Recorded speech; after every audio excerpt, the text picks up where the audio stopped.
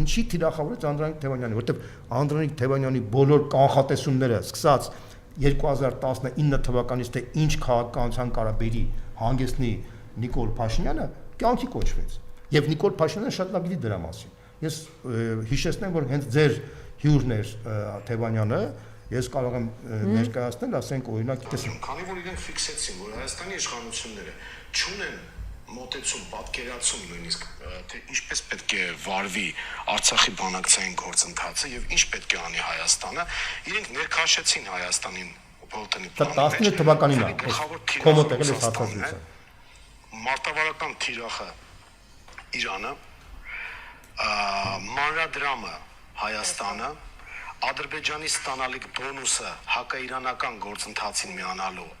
Արցախը ամբողջությամբ եւ գլխավոր մոդերատորը Թուրքիան։ Այո, իրականում այո, եւ հետո էլ 20 թվականին էլ 21-ին էլ մյուս կողմից ասում ես, որ Արցախը Հայաստան է եւ վերջ, հաջորդ ասում ես ես բանակցային գործընթաց չեմ վարում, որովհետեւ չեմ տիրապետում եւ գործընթացին եւ թեմային եւ նաեւ չեմ ներկայացնում Արցախահայությանը,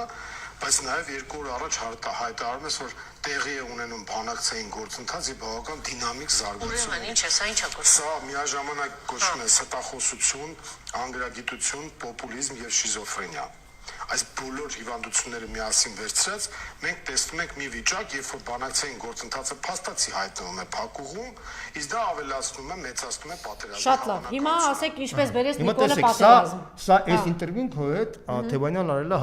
2019 թվականին, մինչև պատերազմը։ Այսինքն այն կանխատեսումը, որ Հայաստանը գնում է դեպի պատերազմ։ Այսինքն ինքը մենակ կանխատեսման համար է զայրացած։ Տեսեք, ասեմ ինչի, որովհետև մենակ այս կանխատեսման համար չէր, որտեղ նույն կանխատեսումը եղավ 22 թվականին եւ ինքը շատ լավ գիտի, որ այն պատերազմին, որ ինքը բերեց այդ ամբողջ փուլերը եւ Թևանյանը եւ մյուսները զգուշացնում էին եւ քանի որ հիմա էլ արդեն նույն Թևանյանը ասում է ես արդեն Հայաստան չի լինելու, որ արդեն Հայաստան չի լինի, ինքը շատ լավ հասկանում է, որ հասարակության այն հատվածը, որը արթնանում է այդ բանի վրա, ինքը հասկանում է իր գլխավոր գաղափարական իմաստով հակառակորդը կոնկրետ Թևանյանն է, իսկ Ծառուկյանի վարկանիշի բարձրացումը իր համար մահացու վտանգ է ներկայացնում։ Այս դրա մասին էլ ասեց Թևանյանը ժամանակին, այս ուղղակի որպեսի դու պատկերացնես, այս 2022-ի հոկտեմբերի 6-ին Պրահայում Փաշինյանն ընդունել է, որ Արցախն Ադրբեջանինն է, ինչը դարձել է Ալիևի կողմից հանցավոր կերպով Լաչինի միջանցքը փակելու պատճառներից մեկը։ Պրահյան համաձայնությունները Փաշինյանն օրերս վերահաստատել է Մյունխենում տեղի ունեցած հակահայկական դավադրության շրջանակներում, ինչպես որ 1938-ին նույն Մյունխենում Հիտլերին խաղաղեցրին,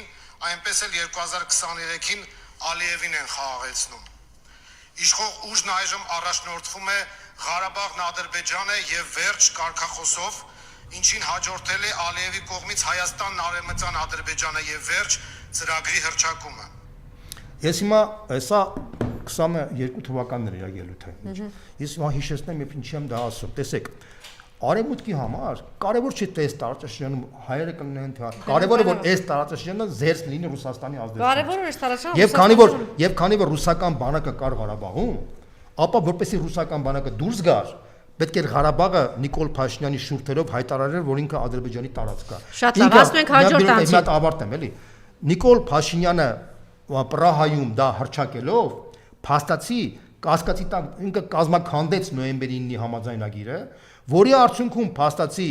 Ադրբեջանը շրջափակեց Արցախը եւ ռուսական բանակը դուրս եկավ հասան իրենց նպատակին։ Վերջի նպատակը մնացել է Հայաստանը։ Հիմա որպեսի Հայաստանից ռազմական ռուսական ռազմաբազան դուրս գա, դուք պետք է գնաք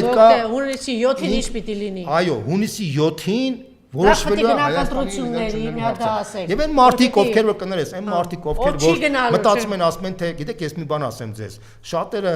կարող է դուրի չգա, ասենք, այս ընդդիմադիրը կամ այս ընդդիմադիրը, գիտեք ինչ դուր գալը դա ամուսնություն չի, դուր գալը դա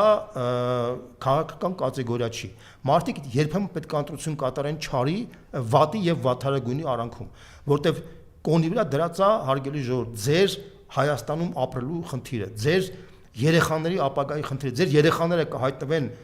չեմ ասի թե որտեղ, վատ տեղ, թե դուք նորմալ կարողանաք ապրել։ Դուք կարող ունենաք վատ իշխանություն, կարող ունենաք ավելի վատ բայց դուք կարող ունենաք մի իշխանություն, որի արդյունքում դուք կարող կորցնեք ձեր բնակարանը, ձեր տունը, դուք հայտնվեք գաղթականի կարգավիճակում, ինչպես որ արցախցիները հայտնվեցին, բայց արցախցիները գոնե ունեին Հայաստան։ Դուք որ հայտնվեք գաղթականի կարգավիճակում, ով է ձեզ ընդունելու 3 միլիոն ժողովրդին։ Հիմա ստեղ ձեզանից մի բան է ընդամենը պահանջվում, մի բան, որ դուք գնաք ընտրատեղամաս եւ ընտրեք հավաքական ընդդիմության որևէ մասին։